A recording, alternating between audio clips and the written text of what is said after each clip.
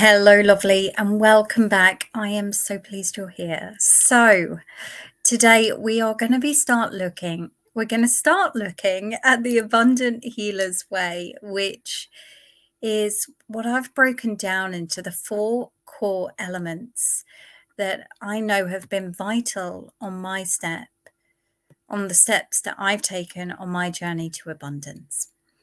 And today we're going to be talking about one of these steps in particular, and each day we're going to go through all of these in detail so you can understand what they really mean, but not only what they really mean, but what do they really mean for you in relation to the level of abundance you're currently receiving, you're currently in receivership of. So number 1 is this piece in the top left-hand corner, permission healing.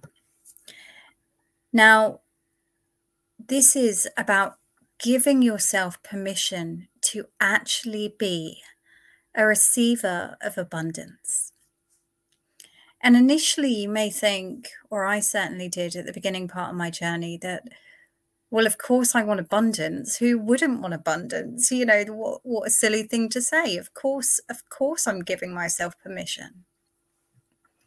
But actually, when I started to look under the surface of that, I would hear little stories around, yeah, but, you know, things like that don't happen for me. Or things like that don't happen to people like me.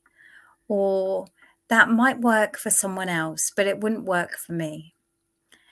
And again, those were quite surface level resistance. And it wasn't until I really started to get under the surface of those that I could start to see there were some real core beliefs that were holding me back from actually even pursuing abundance, let alone receiving it, let alone living it now.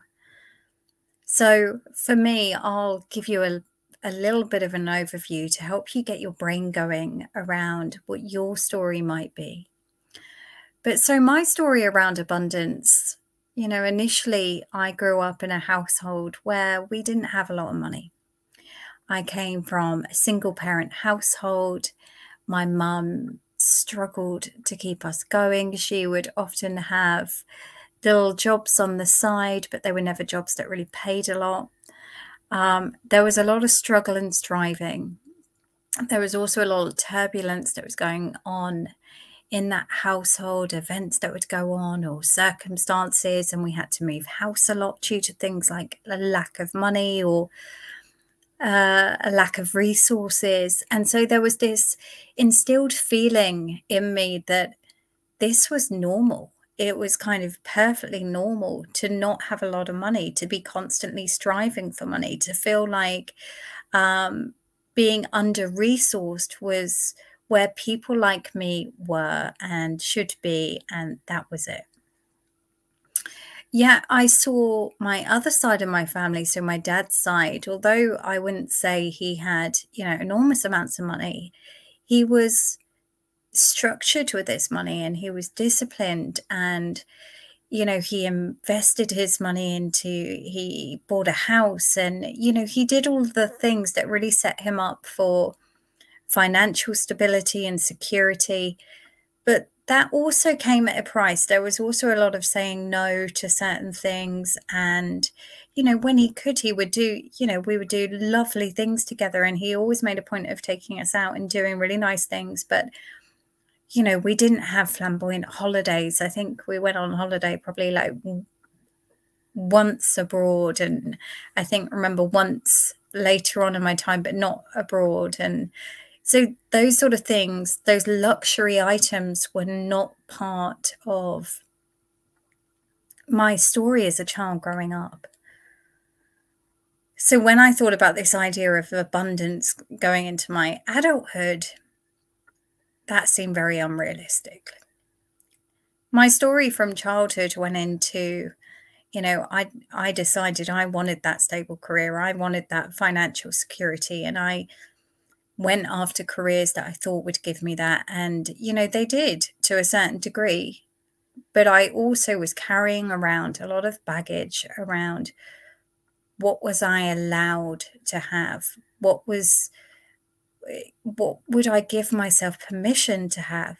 And so I would self-sabotage when it would come to things like money, or the things I would allow myself to do and the things I wouldn't allow myself to do. So I might give myself permission to spend money on the house, but I wouldn't give myself permission to spend that money having a really beautiful holiday or doing something that really did feel abundant and beautiful. It all had to be either very sensible or completely self-sabotaging. There was no kind of like abundance plan, shall we say. So this was my first step on my journey to abundance, was really getting clear with what were the beliefs that I was carrying into this journey? What was I starting out with? What was within me, and what from that was serving me and what from it wasn't? So I'll tell you some of the stories like succinctly that were serving me. So I genuinely believe, and always have done, that you can achieve anything if you put your mind to it. I really believe that's true. I think if you're focused in your mind and focused in your actions and you're energetically aligned to what it is that you're trying to create, then you can manifest anything.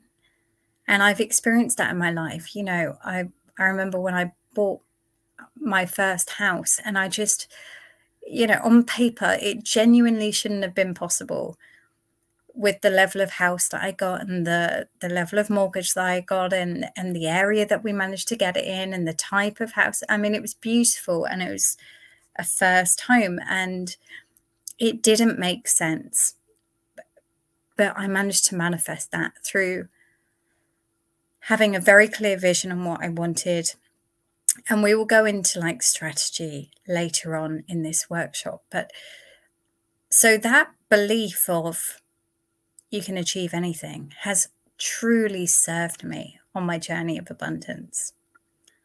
But I've also had other stories inside of me that haven't. And some of those have looked like money is the root of all evil, something I was told a lot growing up, and in a way was kind of reinforced along my spiritual journey, that, you know, attachment to money being a bad thing. And I believe that's true. I believe that being attached to anything is a bad thing. But here's the thing, I had an attachment to not wanting wealth. I had an attachment to not wanting abundance. I had an attachment to remaining poor and being in this kind of skint cycle, while I would go from, you know, money in one hand straight out the other. So that was an attachment. Other things that I had believed was, you know, money causes problems. This was something my mum used to say a lot. Oh, money just causes more problems. And I genuinely believed that was true at the time. I thought, you know, money caused, you know, and I'd seen it growing up when money had caused arguments, or money had, you know, interfered in relationships and those sort of things. However, as I went into this abundance journey, I could see actually it wasn't money that was the issue. It was either a striving, a lack of it, a mismanagement of it. It was a kind of being stuck in a poor mentality. And so when you don't have something, you can be obsessed by it, and that can cause a lot of problems. But the truth is, the more abundant I have become, the less I even consider money. Money is just not even something that has to be a concern. So actually, money for me has not caused me problems. Money has taken most of those problems away. It's given me more choice. It's given me more freedom. It's allowed me to be more discerning in my decisions around what I want to do and what I don't want to do. It's given me a freedom of time. So actually, that was a story I chose to write differently. Now, today I've talked just about money in my examples. And the reason I've done that is because this is often a big trigger for us. And the truth is, abundance, in a very physical sense, we need to be resourced for it. And we live in a 3D world where the currency is money. So I invite you to start thinking about this, not just in terms of money, but where are you not giving yourself permission to be abundant? Now, below, I've put some questions for you to consider. And then I invite you to start thinking about, okay, how can you reframe this? What would be a better thing to believe? What can you start choosing to accept now? What would actually support you as a foundation as your abundant healing journey? I look forward to hearing what you come up with. So feel free to reach out and let me know. All right, take care, and I will see you tomorrow for part 2.